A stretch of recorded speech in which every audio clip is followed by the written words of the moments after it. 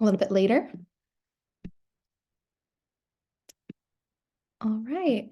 So this is our last town hall of the school year. We always kind of pause these for the summer.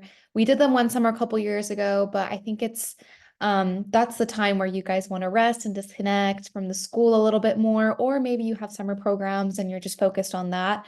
But we always like to have our last town hall in May be just about wrapping up the school year, and it's just an open forum for school leaders to come together and talk about their experiences and takeaways from the school year. It's another year under your belt, and so I'm sure we can all learn from each other's experiences. Before we get started, I'd love to thank every school leader who has joined our town halls throughout this academic year. We've had some amazing conversations, some great topics, and great speakers as well. We're happy to have an online community space to discuss school leadership and offer support. These town halls are always free to join, so feel free to invite anyone in the Montessori community you think would benefit from them. And the recordings are also always posted on our YouTube channel, so you can go and reference any of the information that we've discussed in the past there as well for free. And feel free to reach out to me with any questions about our town halls or requests. All right, as today is an open forum, I'd really like this to be interactive. I understand some of you are at school, so you might not be able to unmute yourself. That's fine. You can utilize the chat feature here on Zoom to share your thoughts, ideas, questions throughout the call. First, I'd love to get to know one another. I know some of you guys are familiar faces and have joined our town halls before, but go ahead and either unmute yourself or share in the chat what school you're joining us from and what is your role there. I'll allow a couple seconds. I see here, Katie, hi, welcome.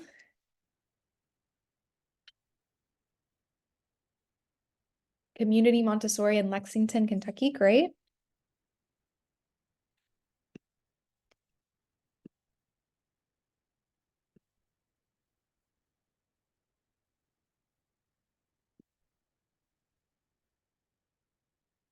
Amber Chen joining us from Montessori Academy, Spring Valley. Rupali is joining us from tech schools in Massachusetts, great. Diane joining us from St. Peter's Montessori. And Katie is the associate head of school and retiring at the end of the school year. Congratulations on your retirement. I'm sure you'll have a lot to wrap up on then and a lot of lessons learned, Katie. Wonderful. All right. It's a good group. All right. First, I'd love to talk about student achievements. I think this is always the most, the happiest part of our role. I know that not all of us are in the classroom. A lot of us are, we're head of schools or directors, but still we can discuss several student achievements within our school. I'd love to know if there have been any innovative or effective teaching methods that have contributed to student success at your school.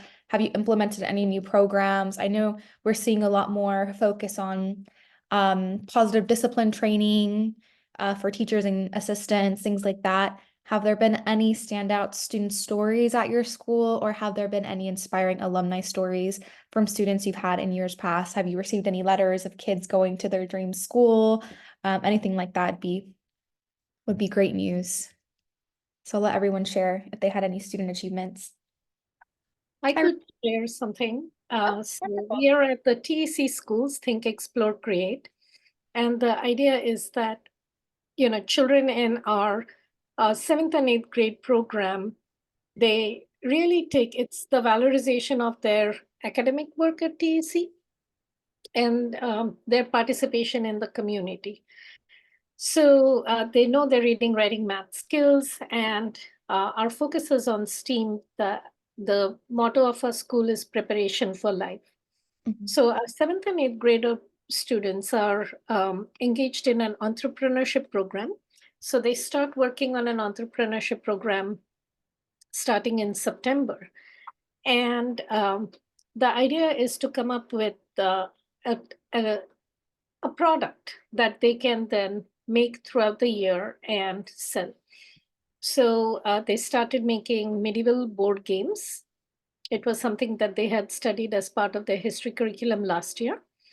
And they were able to create a product, create a game. They tested it throughout the year during their work with the technology teacher and the entrepreneurship teacher. They made different prototypes. We have a laser cutter in our tech room, so they made prototypes on cardboard using the laser cutter.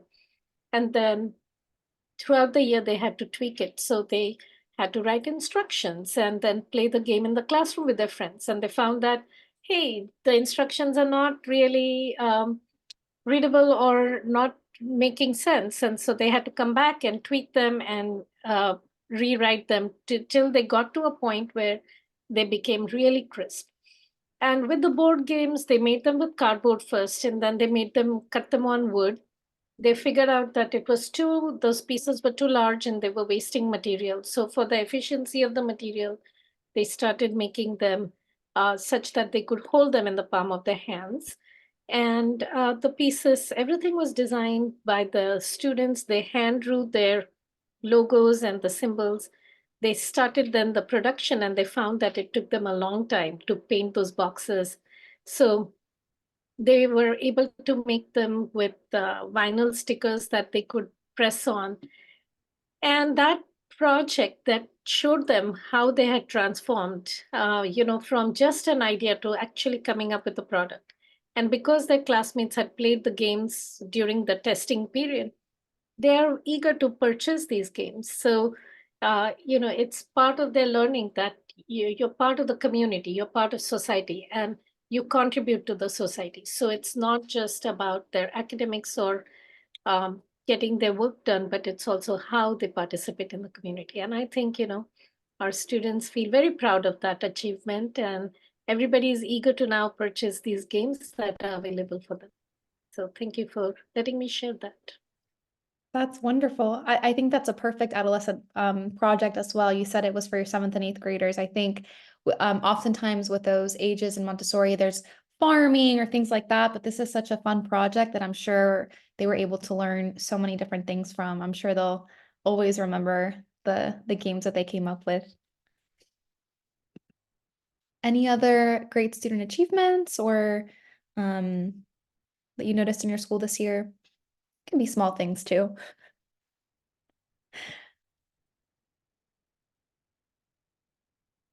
I just want to note as well that we've had a couple of past town hall discussions where we just talk about alumni stories and the importance of them. If you have any tips on keeping in touch with past alumni, please feel free to share. We shared a couple in our town halls past, but keeping in touch with families and students even beyond their time with you is a great way to circle back and see what they were able to achieve with their Montessori education from your school. So this is just a point I always like to talk about at our town halls because it's such a big part of what we do here. All right, teacher and staff contributions. This is another big thing when it comes to school administration and leadership. I'd love to know how at your school you recognized your staff this year. How did you show gratitude towards your staff, teacher appreciation? Have you made any implementations on just your workplace culture? What professional development opportunities did you provide your staff this year, whether it was your assistants, your office staff, or teachers and guides? How have you as a school administrator further supported and empowered the teaching staff this year? And what special things do you do in your community to make your staff feel appreciated? I know just a couple of weeks ago was Teacher Appreciation Week. Does your school organize anything for this? And what, of course, have you done to improve your overall workplace culture in your Montessori community this year? So I'll let everyone have a moment to share, or you can unmute yourself as well.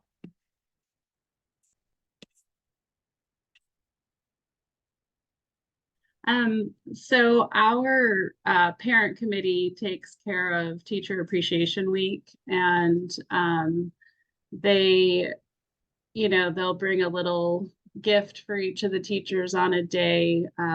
They did lunch for us one day, and the parents covered the classroom so that the staff could all eat together, which was really nice because, that never gets to happen. We got chair massages one day. So they just kind of go all out for the week for us, which is really nice. And that's just been kind of the culture here. So, and I mean, I try and support the staff just, just being present, going into the classrooms in the morning, checking in with them, see if they need anything, that type of thing. I struggled with professional development this year. I have a hard time finding professional development in my area that's more Montessori. I'm new at this whole head of school thing, and I'm not a Montessori trained anything other than I took the administrator's course when I stepped into this role. So finding professional development has been really one of my struggles that I want to work on for next year.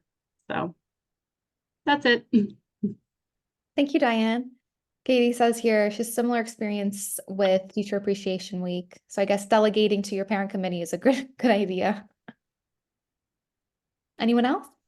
I'm curious to see what people have done to recognize the staff this year, because a part of me is like, it's an intrinsic motivation environment. So how do you recognize staff without really going overboard and keeping it still with the Montessori philosophies that, we are here to do the work that we want to do. So I'm curious to hear that. In terms of, have you done something as an administrator to further support and empower our teaching staff? So this year we opened our Children's House classroom. It's the first year that we have it.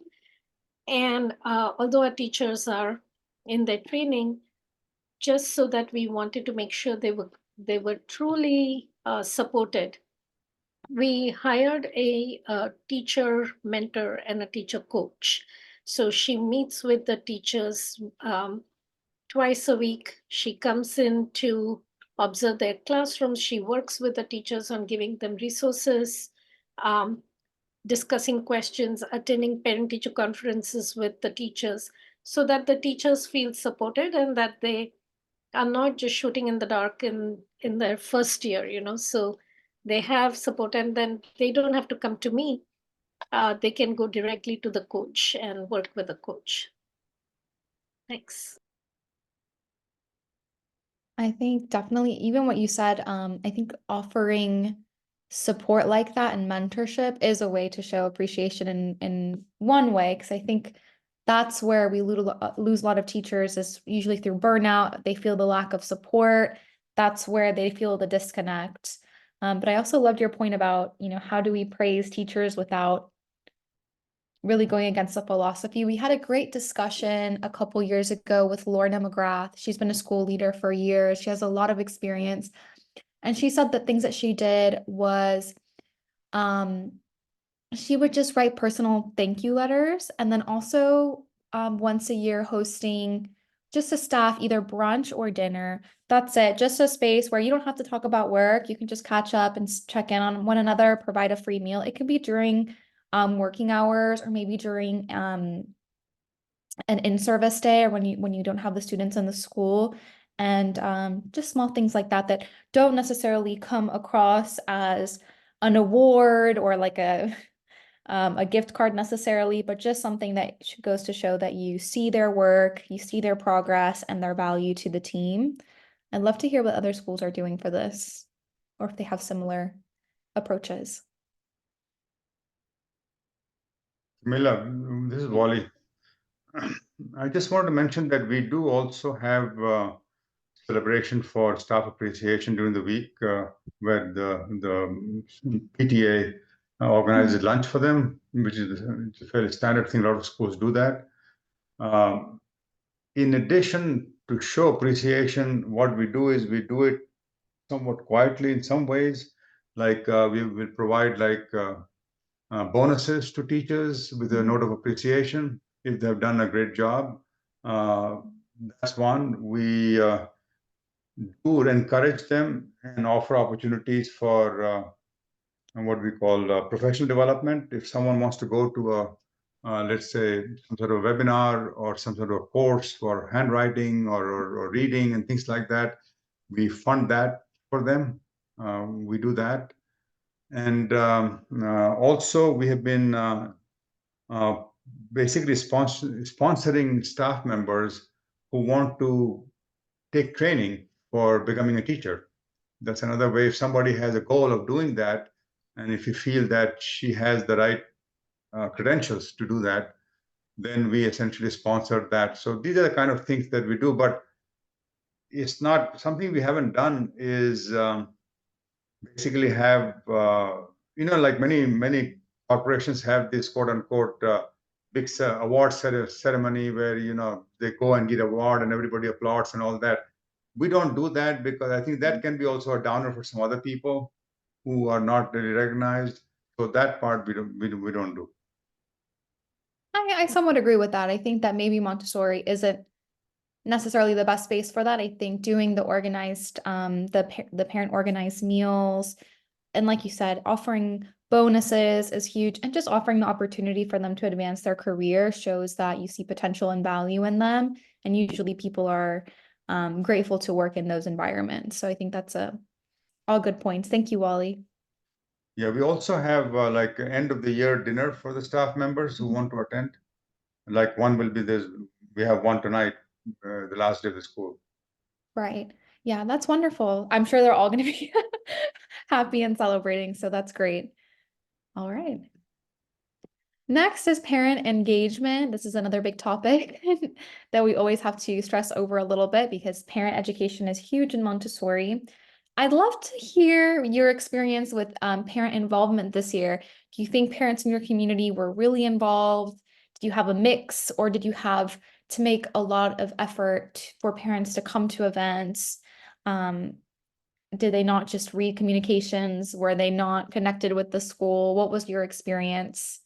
I'd also love to hear if you have any successful strategies for fostering positive parent-teacher relationships or relationships with the school. And I'd love to know as well, did you have any challenges with parent communication? Are they just not connecting with any messaging that you send out? Are they forgetful? I know that happens from time to time. We're only human, but is it something that you noticed more or less this year? And what strategies and solutions have you implemented in order to improve parent involvement, parents coming to parenting events, things like that? I'd love to hear. This is one area that we are struggling with quite a bit, parent engagement. I think we have a long ways to go. Not quite sure what really the right solution is. We are having one person focus on what we call the community development and make sure that the parents get involved. Our issue has been that many of these parents, they just come in, drop their child and leave. They won't even come to parent conferences. They don't come to teach, what we call the parent nights. And then at the end of the year, sometimes they complain, hey, my child has not done this, has not done that, and they would never participate. So that's the extreme case, right? The other way. So we have a lot. One of the things I'm hoping in our staff orientation in August, to really bring this up and get their input generally in terms of, we have, I don't know if you're going to cover this or not, but we have parent engagement and we have staff engagement. Let's just talk about these two things. I'm not sure if you're going to talk about staff engagement later on or not, but I feel that really both are critical. I think to start with, we have to have, and I'm talking about staff engagement, not just an engagement on a transactional basis. You come and provide a service, we pay your salary, and that's the end of it, right? You really need to feel a part of that school or that community, right? How do you encourage? So once that happens, then you can build upon it and then have what we call the parental community and parental engagement, right? So I think in our sense, we have quite dedicated and lovely teacher, but I think we feel that we don't have that quote unquote holistic relationship that I would try to strive for from the staff members yet. And that's an area of improvement that we have on both fronts, staff as well as parents. Right. No, I think that's a good point. Definitely make sure your staff is all on board and passionate about the community. And then it becomes a little bit easier, I think, when that happens and you have that synergy within the team to tackle the parent community, because that's another challenge for sure. I mean, I'll give you one example here that for example, let's say we have parent social, let's say breakfast in the beginning of the year, and only 50% or less staff members show up. I mean, that's not a good reflection, right, to the parents. The parents feel that, hey, maybe the staff is not as engaged. So that perception has to be changed. And I think we should get a full participation of the staff members in all the community events that we have school-wide. Right. Is there a way you can make those mandatory for staff in the future? Perhaps that will. Well, but I mean, you could make it, but that I know there are some schools who do that. But the problem is, I think then you're not really attacking the core of the problem. In a sense, they should come from within. I mean, you can encourage them, but if you mandate it, yeah, they'll come. They'll probably not be in the best behavior. That's when they're there. Right. So anyway, so that's basically my thought on making it mandatory. I know there's some schools who have required that, and I know that getting indirectly that some of the staff members complain about it. Right. Is anyone else experiencing this? Yeah, I would say, Wali, for us, I know you have a bigger school. Ours is a small school. And so it's easier in a smaller school. You can have a tight-knit group. We do have some events that teachers are required to attend, and some events that are optional, where we say, in a team of 2 teachers, at least one should attend. So they can take turns. One can attend the one in January, the other can attend the one in March. To recognize that, yes, they have a life outside school, that they're going to not necessarily be able to attend all the events, but you can identify key events like the school, back to school night, the picnic, the welcome breakfast, the end of the year, and whatever other events you think they're required to attend. In terms of parental involvement at our school, I would say, our parent group is tight-knit because we are a very small school. And parents jump in to support. Again, we have a core group that attends everything that we offer. And then there are parents and grandparents who attend some of the major events where the children are performing. I think where children are performing or children have a contribution to make, that draws a larger group of parents. And what we've done is we've combined student performances with the parent activities so that we can get the numbers. Otherwise, we were preparing for all these events and only 6 parents would attend, and that wasn't the best use of a teacher's time. Some events we've moved online. So some meetings are via Zoom, which just has helped in the numbers because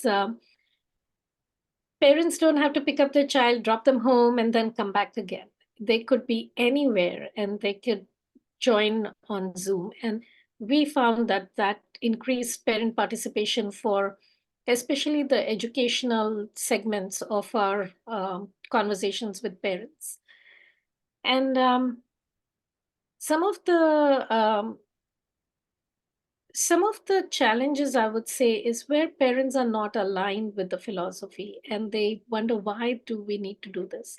And then that brings us to a question, is this the right fit for the family? So there is the economics of running the business and the philosophical fit.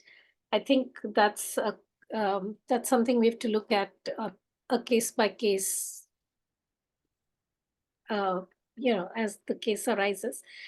And I would say this year we needed an art teacher and a Spanish teacher, and parents from the community stepped up and they became the part-time teachers. So we were able to then say, all right, you can join us as a staff too and wear multiple hats. So that was really nice.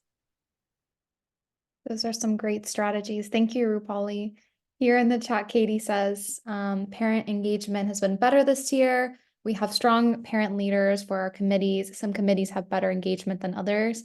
I think having those parent leaders that are really living your mission, they're the ones who can inspire fellow parents and they're the community builders.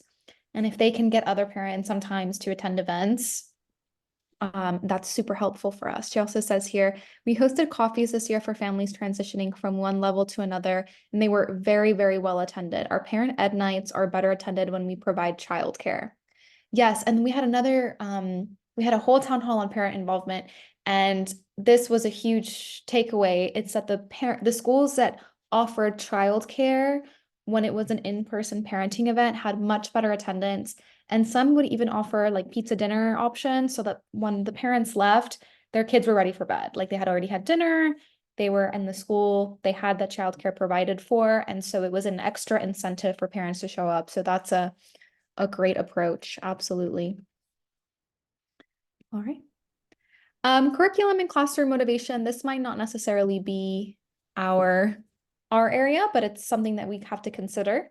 Have you made any program updates or changes in your school community? Have you added any interesting new curriculum? I know Rupali talked about her wonderful projects.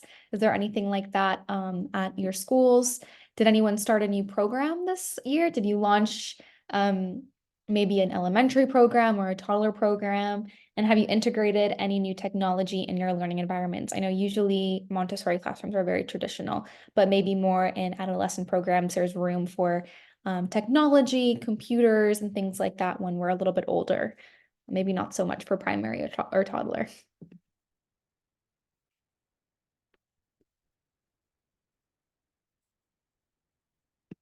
For those of you who want to learn more about new programs, you go to our YouTube channel. We had a great conversation with Joanne Chango. She's an amazing Montessori leader and administrator. She went through the process of expanding her school and building new programs. And she had some really good tips on how to get started. She talks about everything from financing a program, getting the materials, marketing it, etc. So I recommend all of that's on YouTube. So we did something different last year. Last spring, we noticed that our students were not achieving the benchmarks that they needed to. And so as a school-wide decision we decided to study this project called You Can Do It All, and teaching the entire Montessori curriculum. And it was pretty daunting at the beginning because, how can you teach it all? It's a very expensive curriculum, but then there is a method to it. And together as a team, we watched the videos, we listened to the presentations, we came up with our own ideas. And for some teachers, they went at it with full force, and some teachers were hesitant about it. And throughout the year, we stuck to our protocols and stuck to just, whatever we had decided. We're going to make lesson plans every week. Every week, we're going to meet as a program level. Every week, we're going to, every month, we're going to review our curriculum and see where we are in the curriculum.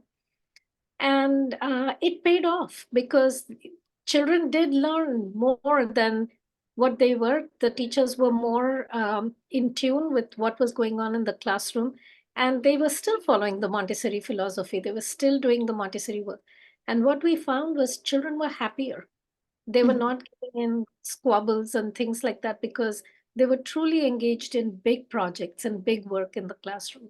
So I would say that was one thing that we changed this year. And at the end of the year, when we did our benchmark assessment, we found that our students had really grown by a large percentage in their spelling, reading, writing, math, science skills.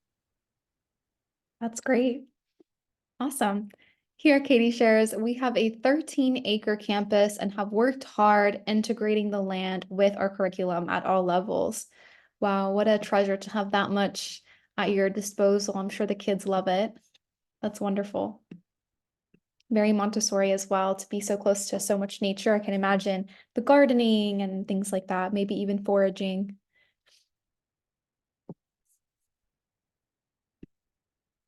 All right, community outreach and partnerships. Have you done any community outreach programs or established new partnerships during this year? Have you taken any new opportunities for expanding community engagement at your Montessori school? Or have you fostered helpful relationships with any organizations or other schools in your area? Any type of volunteer work, anything like that, any community building that you experienced?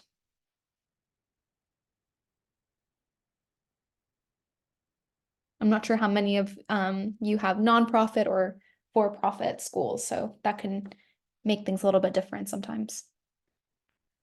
One of the things we have done is basically what we call the food drive.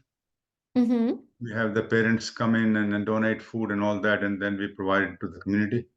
And students are involved in that, especially elementary students. Right. So that's the only kind of outreach that we basically we engaged in. I think we have every year we do that.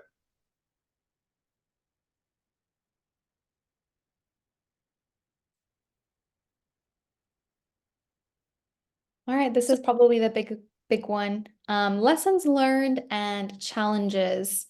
What challenges were the big challenges from this year? I know every year presents new challenges. A few years ago, it was definitely COVID. Now we have different problems that we're working through. Sometimes it's staffing, sometimes it's recruiting, sometimes it's just motivating families to be involved. Were you able to overcome any particular challenges when it came to school leadership, and how have this year's challenges contributed to your own professional growth and improvement? I'd love to hear your experiences. Remember, whatever challenge you experience, I'm sure you're not the only one. Our main challenge has been this year, and I think in the previous years, has been dealing with teacher burnout Yeah. and how to avoid that, and what strategies we can follow to do that. And we are basically, for the first time, I think we haven't done this, but I think we started doing this year. At the end of each year, we basically send out a survey Mm-hmm. to get a feel in terms of how staff members are doing, and overall in terms of their satisfaction with the job, with the burnout situation, and some other questions that we ask. And then I think what we do is we will use the data in the staff orientation meeting in the beginning of the year to essentially brainstorm what we could do to try to kind of get over some of these issues. And then we are hoping to maintain the data every year to see if we are making any improvements year by year moving forward. Right. So that's basically where we are in terms of our challenge. That's been number one challenge for us. Anyone else experiencing this or anything similar? See here in the chat, Katie says mostly staffing, lots of absences. We have 2 full-time rovers on staff, so we can always have classes covered. A few teachers that have had a hard time staying present in the classroom. Yeah, I think you're not the only one, Katie. We've had a couple town halls where that's been an issue, and yeah, having those permanent floaters has been kind of a necessary move for many schools, whereas it hasn't been in the past. It has now. So yeah, I don't think you're the only one for sure. I feel like I've had a lot of challenges this year. Yes. Just because it's my first year. And I still think that we're, trying to figure out who we are as a school after COVID. And, there are too many to list, but I would say staffing has always been an issue. I spent probably close to $40,000 this year on subs using a temp agency, a subbing agency, just so that when somebody was out, I had coverage, because that was a huge problem right after we opened from COVID, and the previous director would, move assistants around and just try to cover it. And it was just really hard. I have managed to build up a decent sub list now for next year, going into next year, even with some like retired AMI train guides, which is really nice. This year, I came in with all of these like great grand plans of things that I wanted to change and do. And then I got called to state grand jury. So I was on the state grand jury for 8 months, basically the entire school year. And so I was out every Monday, which, I thought to myself, well, it's just one day a week. How bad can it be? It was bad. Even Gosh. that, being gone that one day, it was just a lot more than I had anticipated. One of the things that I just did with our staff is I did a climate survey, which we've never done with them before, because I I want to hear, where they perceive issues, or, what things do they want to, feel better and more confident in their jobs. And so Mhm. I've gotten those back. I'm going to compile them. And then at our opening staff meeting, I'm going to address all of them. Because one of the other things that I wanted to do when I started was I wanted them at the beginning of the year, I asked them for some goals, professional and personal, like goals for the year. And then because of my challenging schedule, I was never able to follow up with them. So we started this and then it just kind of fell by the wayside. So I really want to do that next year, because I want the staff to feel supported and I want them to feel like they're being heard. And, if there's a problem, that we're working to fix it. So it's a lot. This job is a lot for sure. I So, can imagine, yeah, 8 months of no Mondays must have added to the stress, certainly. yeah, for sure. So, there's always challenges. One of the biggest challenge was we were outgrowing the space that we currently lease, and that affected our enrollment because when families came to tour our school, they liked everything we said, but they could see that that there wasn't place to grow, and so we had to really look hard about where can we move where we can't really disrupt the school. And so that was something that was a big challenge. And then we found a place which allowed us to grow, has lovely space, indoor as well as outdoor space, Mhm. and is within our area. But that was a very stressful time, not knowing the uncertainty of where are we going next, how are we going to do it, when are we going to do it. So it kind of um, ruffled us a little bit in the second half of the year. But now we've come on, like we've come out on the other side, and everybody is excited. Parents have had a chance to come see the new space, and we are looking forward to moving there. So now there's this excitement of going there. So it's helped us all. That's great. I'm sure a big challenge, but a big payoff as well.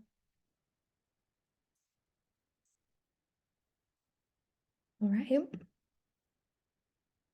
Student and teacher well-being, I guess this goes in hand with those things like taking the climate, asking your staff and families to maybe take surveys at the end of the year. I'd love to hear what initiatives you've taken to prioritize the well-being of both students and teachers. And if you haven't been able to this year, that's okay too, because there's been a lot to do.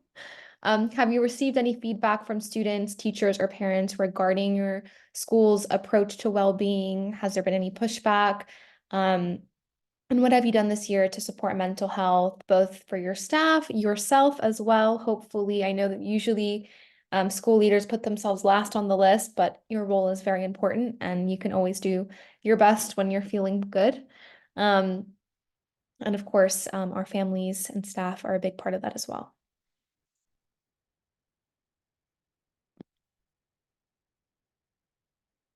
Curious, do you offer things like mental health days or even just a big thing that has improved, um, or helped with teacher burnout is having the floaters, having the subs, things like that are usually how we can retain our staff and keep them more on the balanced end. So I would just say that, I'm really glad you mentioned mental health, because since COVID, that's one area that, at least at our school, we've seen a rise, a mental health need for students as well as for teachers, some parents too. Mhm. And this year, when any faculty member brought that to my attention, I was able to work with them to find either a mental health professional who would work with them or give them resources in terms of books or uh, I wouldn't call them professional development, but courses that they could do so that they could work on themselves. And it's basically self-care that we call in Montessori, right? That you take care of yourself first, so then you can take care of the children in your need, in your care. So I think that I'm seeing more mental health concerns since COVID than I had seen before. Mhm. I'm curious to hear, do other heads of schools see that? Do you see any mental health questions coming up in your schools? Well, we basically find that people are more stressed since coming out, parents as well as teachers, and it is a mental health consideration, obviously.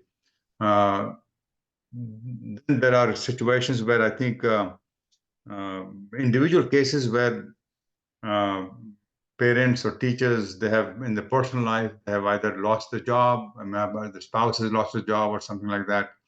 So we bend over backwards to try to accommodate them. Again, time off, sometimes paid time off to go when and give the flexibility, and we always have like a pool of subs that can take over when the staff is not there. So we do that kind of stuff here, but uh, we can provide guidance with respect to professionals who can help them, but we don't have the resources to actually pay for that because they're expensive services.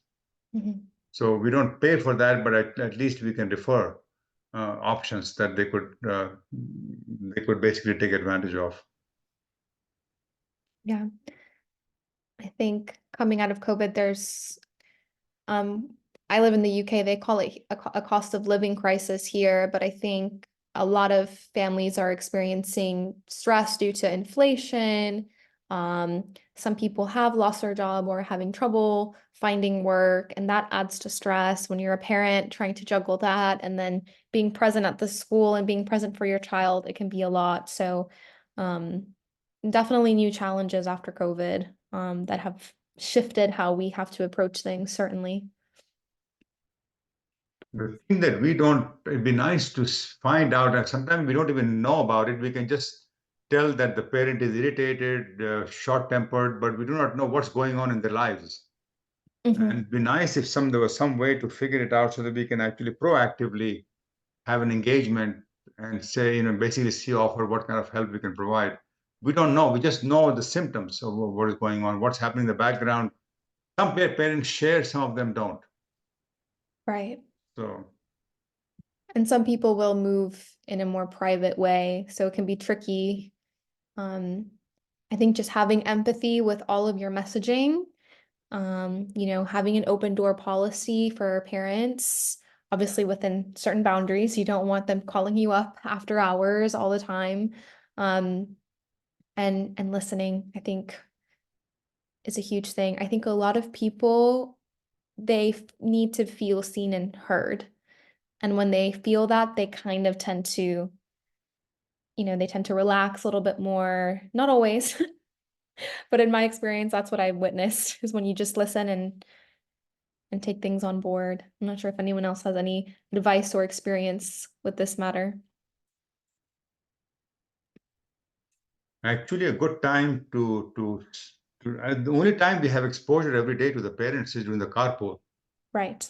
and it's a good time to sketch and maybe spend a couple of minutes to find out how things are going, what's going on, how they're doing. But the problem is carpool, at least in our case, I mean, it's such a rush.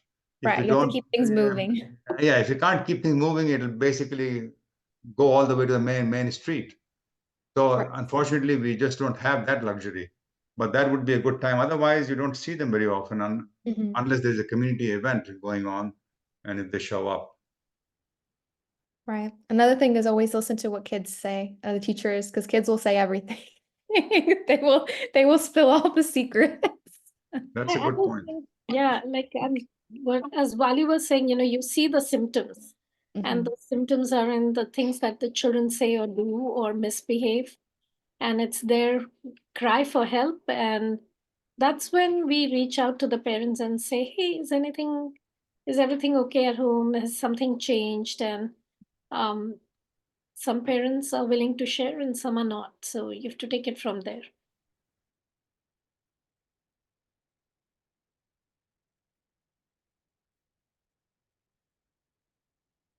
All right, strategic planning for next year. I guess this is the goal setting part now. Maybe you haven't set any goals yet for the new year. You have the whole summer to process, to relax, and maybe set those goals on, once you've gotten that rest. What are the main areas you're looking to grow and improve at your school? I'm sensing a lot of things with staffing and team building. And what's a challenge you're hoping to lessen or eliminate in the next school year? My number one goal is for this coming year to improve the parent and staff engagement with the school and make them feel part of the community, and for the staff to feel that this is a second home.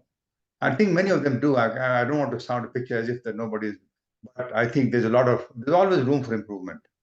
Right. So that's one of the major goals. I think we're doing. Okay, the second goal that I think I want to pursue is better screening for new enrollments.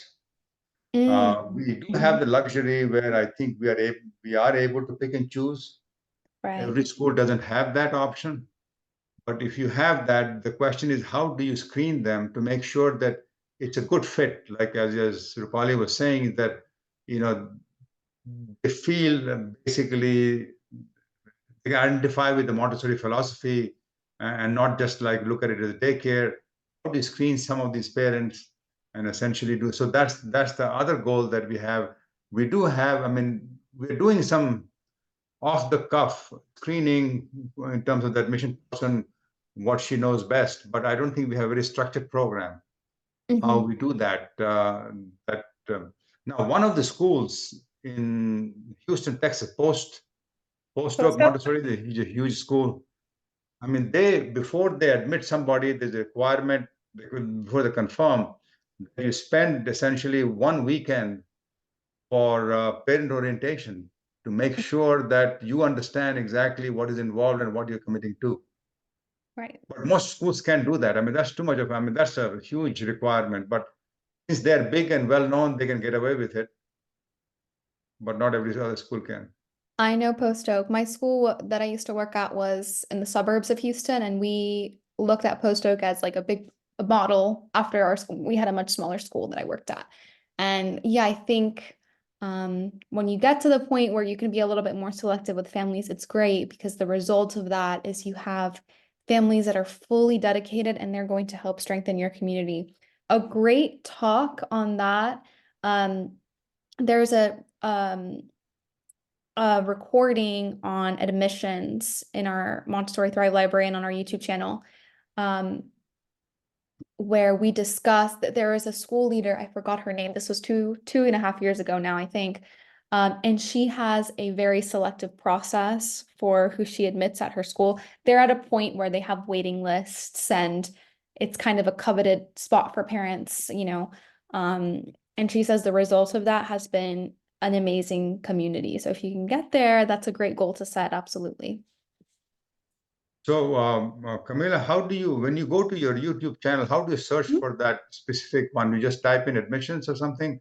It'll show up? It should show up if you type in admissions. We have a whole town hall section as well now we have so many recordings. But if you go into our YouTube channel and you search admissions, it should come up there as one of the town halls. We have had a few on town halls on admissions at this point. I'll see if I can remember her name by the end of the call. If not, I can always just attach the link here in the chat. But it was a great discussion. I'm having the same, like, with Wally, I'm trying to do more of a screening process to admitting children. So we're a small private nonprofit school. Mhm.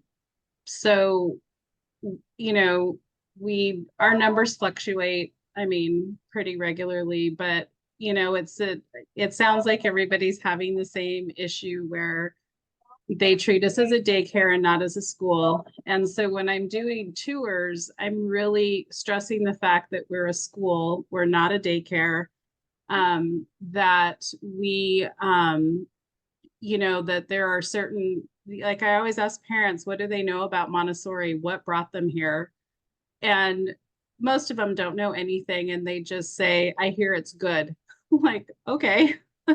And so, you know, trying to give them a little bit more information about Montessori and really what our expectations are as a school. Like you're expected to be involved as a parent. And we actually have, which we haven't enforced, but I'm going to start next year, I hope, is kind of I don't want to call it a probationary period. I'm struggling with a term to use, but for any new family at, you know, 6 weeks, we're going to have a meeting with your teacher and check in and see how your child is normalizing into the environment, how they're engaging with the materials.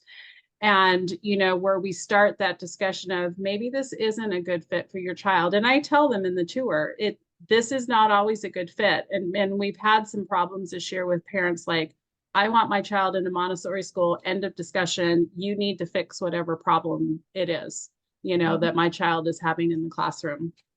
And so I think the better screening process and really kind of giving parents, you know, even handing them a piece of paper that says, here's what our school is about. Here is what your expectations are as a parent if you enroll here. If you want to do this, and we can talk about enrollment, but I don't know. I don't know what all of the, you know, we still have work to do on that. My school board is going to be doing a strategic planning meeting in a couple of weeks to really look at the future of the school and where we want to go, because I don't know how big we want to be. We don't have the physical space to expand without spending money building new buildings on our property. We started an infant program last year, so I have infant through 6th grade. But my elementary teacher, my program next year is kind of in the air because she's started her AMI training at the beginning of the year, but it was just too much to be full-time teacher and doing the training at Sims. And so she's taking a leave of absence next year to finish her certification, and then she'll come back the following year. I just don't know what I'm doing with my program, you know, for next year. I'm trying to find, well, you know, I have an ad out for an elementary guide, but so far we haven't gotten any leads or anything. And so we're also entertaining just hiring a certified teacher. And I have the curriculum for I think it's a North American Montessori Center. I think that's it. So I have their entire curriculum that if I can find a teacher who wants to be in a multi-age room, that they would have that to use as a guide. So I have a lot of work to do this summer. Oh goodness, Diane, I hope that sounds like a lot. Yes. I mean, certainly, hopefully you find someone that you can put in that classroom, but when you have that AMI teacher come back, it'll be well worth it. You have that trained staff and she'll feel super prepared to be successful in her classroom. So, but temporarily stressful for you. But I have a question for Diane. When you this teacher training, was this a full academic year program? It's not a summer program, right? No, it was a full academic year. Okay. Yeah. We were in the same situation where we basically had one of our teachers go through the training program in elementary, and it was done. She did it from San Diego in 3 summers, and she would actually take the program in summer and actually come and teach during the academic year while she was going through the training. It was extremely hard for her but she did manage to get through, and that's how we survived. Otherwise, it would have been, I mean, it's hard to find somebody just for come in and teach for a year because the other Yeah. teacher is coming back. So Yeah. it would have been nice if that you had an option for her where she could just take the summers. And not Yeah, that. and yeah, we're our training center is in Mesa, which is like to drive across the city of Phoenix during rush hour traffic. It's like a 2-hour drive. So it's a lot to go back and forth. And she had a family, you know, and young kids. So it just ended up being too much.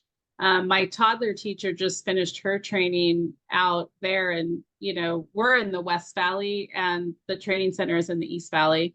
So she actually, for like the months that she had to stay, like where she had to be in person, she just lived in a hotel for a month and was just gone, you know, just to make things easier, which was harder on me because you know, that's where part of my $40,000 in subs came from, you know, but you know, we want to support, you know, we pay for their training and, you know, it's been great. Like it's a huge benefit for us, you know, in the end, it's just hard while you're going through it.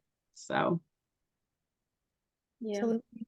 I think for us, the biggest challenge next year is to scale because we've gone from a very small school to a larger space. And currently, we don't need all that space, but we have to grow into that space. So, how do we scale and scale thoughtfully without just taking anybody and everybody? So, that is our biggest challenge. And that's going to be the work during the summer that our staff will be doing. And I'm willing to listen to any ideas of, you know, from heads of schools here who have grown their programs. Well, we were in a situation with our elementary program where we started, I think, maybe 6-7 years ago with just about 10 or 11 elementary students. And now we're about 70 right now. And then 3 or 4 years ago, we decided that we have outgrown our current building.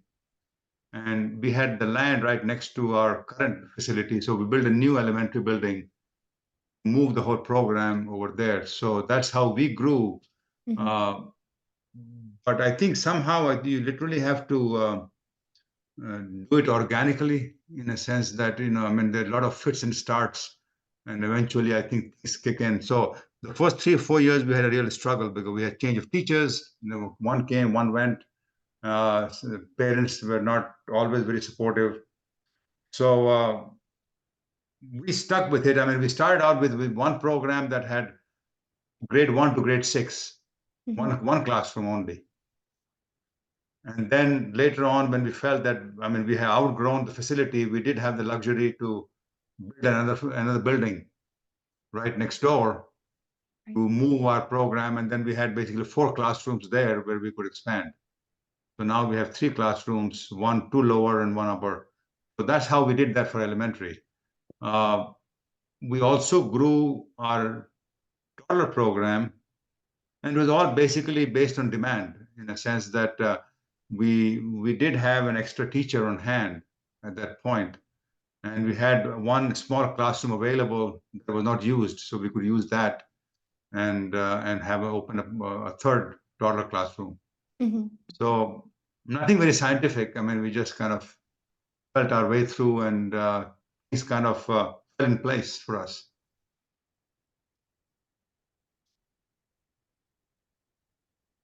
I hope the scaling process goes well for you, Rupali, but it sounds like you have a good team, and hopefully it's good. I know when things are changing, usually people have a little bit more grace. So hopefully that's the case for your school, and it's a learning curve. It's a nice position to be in to worry about scaling, right?